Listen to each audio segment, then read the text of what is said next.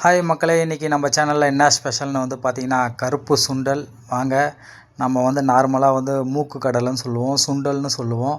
அதுதாங்க பார்க்க போகிறோம். இது வந்து பார்த்திங்கன்னா நம்ம வந்து ஆல்ரெடி வந்து ஒரு 4 ஹவர்ஸ் வந்து ஊற வச்சுருக்கோம்.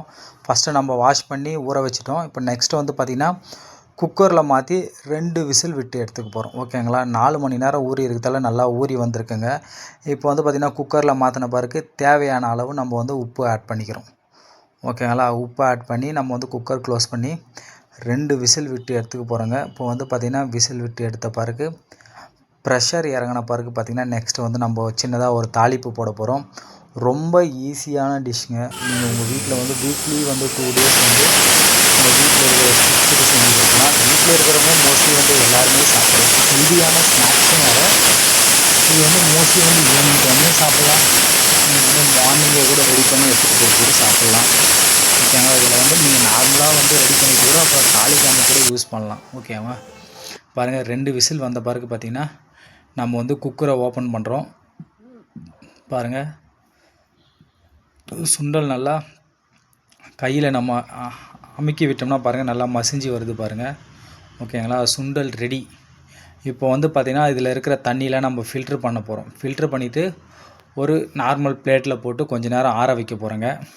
நெக்ஸ்ட்டு வந்து பார்த்திங்கன்னா அதே குக்கரில் வந்து நம்ம வந்து எண்ணெய் ஆட் பண்ணிக்கிறோம் தாளிக்கிறதுக்காக. கடுகு, நெக்ஸ்ட்டு வந்து பார்த்திங்கன்னா ஒரு 1.5 ஸ்பூன் உளுந்து எதுக்காக ஆட் பண்ணுறோன்னு பார்த்திங்கன்னா கொஞ்சம் வந்து நல்லா வாசனையாக இருக்கும். அந்த தாளிப்பு வந்து பார்த்திங்கன்னா நல்லா வாசமாக இருக்கும், மணமாக இருக்கும். அதுக்காக தான் நம்ம உளுந்து ஆட் பண்ணுறோம். அடுத்தது வந்து பார்த்திங்கன்னா ஒரு பெரிய வெங்காயம் வந்து நல்லா பொடுசாக கட் பண்ணி வச்சுருக்கோம்.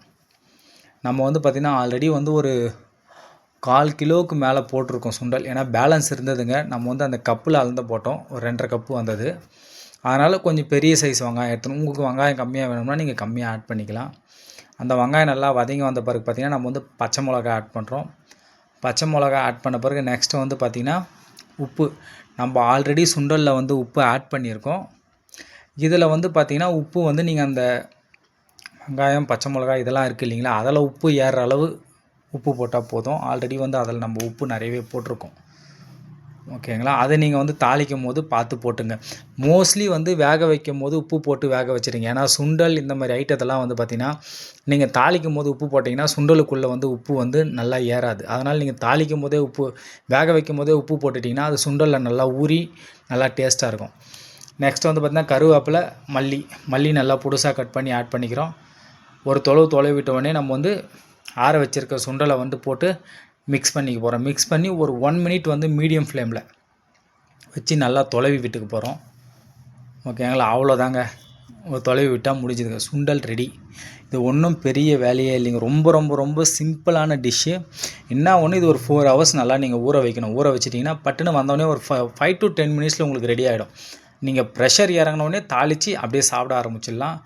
ரொம்ப ஹெல்த்தியான ப்ரோட்டீன். ஓகேங்களா, பாருங்கள் சுண்டல் ரெடி. நீங்களும் வீட்டில் ட்ரை பண்ணி பாருங்கள். ட்ரை பண்ணி பார்த்துட்டு எப்படி இருக்குன்னு சொல்லிட்டு கமெண்ட் பண்ணுங்கள், சப்ஸ்கிரைப் பண்ணுங்கள், லைக் பண்ணுங்கள், வீடியோவை வந்து ஷேர் பண்ணுங்கள். வேறு எதனா வீடியோ வேணும்னா நீங்கள் கமெண்டில் சொல்லுங்கள். நம்ம அந்த வீடியோவும் நம்ம சேனலில் வந்து போடலாம். தேங்க்யூ.